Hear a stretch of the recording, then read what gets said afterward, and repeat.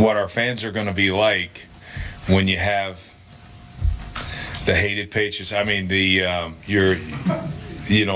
this kind of rival coming into our stadium. I don't know if a whole lot's changed. The fact that they're kind of the hunted in my eyes, because they're the world champions, and so they were obviously won our division every single year that I've been here. So obviously they're the ones that you want to knock off. I think Rex is liking the blue.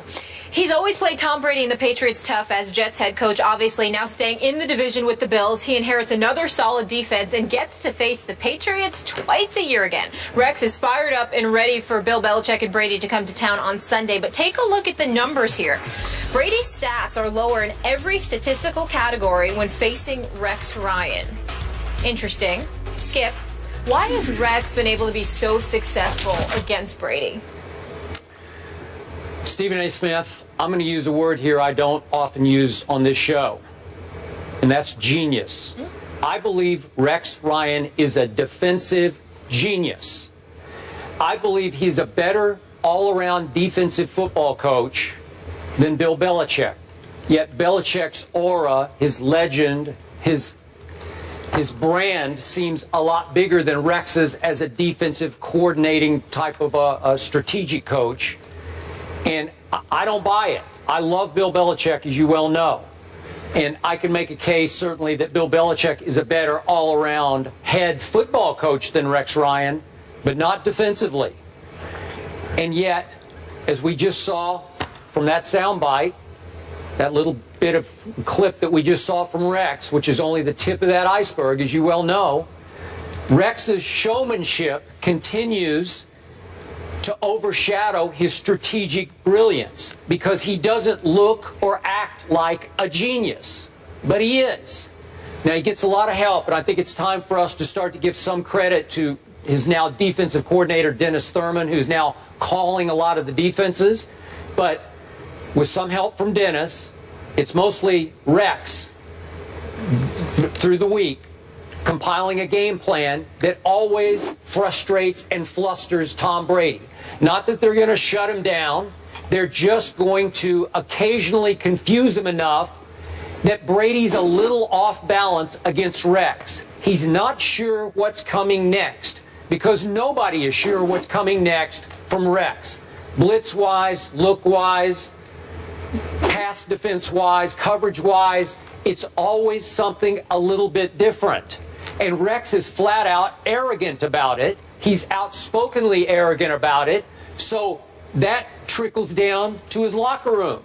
And his defenders start to get arrogant about it and think, hey, we're as good as Tom Brady is. We can do what we do as well as Tom Brady does what he does. So they're one team, and maybe the only team, now in Buffalo obviously, used to be with the Jets, but it's the only team that's not afraid of Tom Brady, that doesn't play on its heels against Tom Brady. They attack Tom Brady because they are supremely confident they can control Tom Brady, and they often have. Again, not that he's bad against them, he's just not Tom Brady against Rex Ryan. Advantage Rex. So he constantly drops in his little lines that we play the Patriots. You know, it's just Rex, and it's funny. It makes Molly laugh, makes me laugh. But it's showmanship, but it's showing the players again.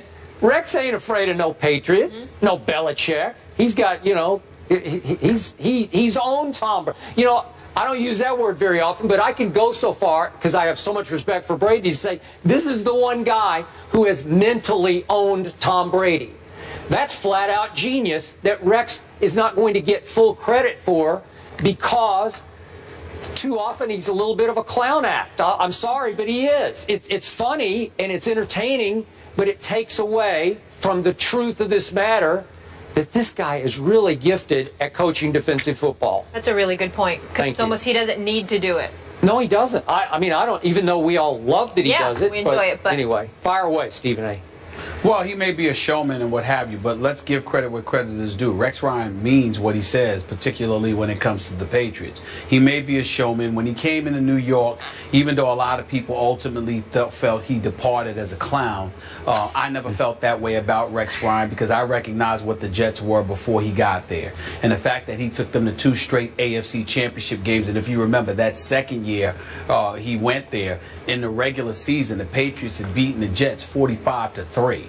And then a month later, they met in the playoffs, and they beat Tom Brady and the New England Patriots. I think it was like 28-21, and Mark Sanchez had thrown about 3 touchdowns or so, if I remember correctly. The point is, Rex Ryan has had a few occasions. He's lost to the Patriots more than he's won against them, but he's beaten them a few times, number one.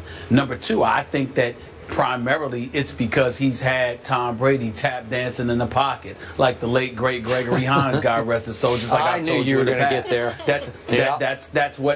That's what this is about, Skip. The fact that Tom Brady has to worry about it because Rex Ryan not only tries to confuse him, not only tries to match wits with him and Bill Belichick.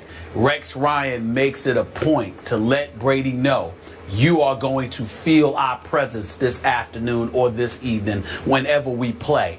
It doesn't matter what happens. I'm telling you right now, I'm not going to let you sit up there in that pocket, stand around calling Giselle, ordering food for the evening, talking about where you going and all of that other stuff. No, I'm going to put a hat on you. You're going to be completely and totally preoccupied with this contest right here because I'm coming for you. And because Tom Brady knows that, he knows that Rex Ryan will sacrifice plays and all of that stuff just to get a hat on Tom Brady. It changes things. It's tantamount to a boxer, Skip. You know, somebody that's willing to take 2, 3, 4 punches just to give you one. That's Rex Ryan against Tom Brady on many occasions, making sure come hell or high water, this man feels his presence. It's the kind of thing that led to Tom Brady losing that first Super Bowl against the Giants with Strahan and the boys, okay, and to some degree the second Super Bowl to the Giants. It's the kind of thing that has worked against Tom Brady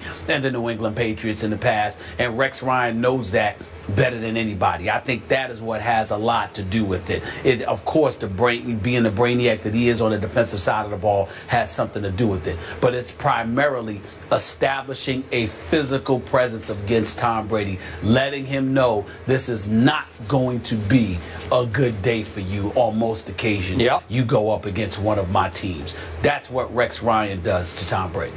And yet, Rex has done that to Brady while Rex has been a little hamstrung on his offensive side of the ball with Mark Sanchez, Geno Smith, and I'm hoping for Rex's sake that Tyrod Taylor is going to turn out to be as good as I think he's going to be, because Rex, and I'm not trying to say that Tyrod's going to be a superstar quarterback, but if he can at least be better than Mark Sanchez, Rex might go places, because with Mark Sanchez, he got to he got to 2 AFC championship games with Mark Sanchez. That is an enormous achievement.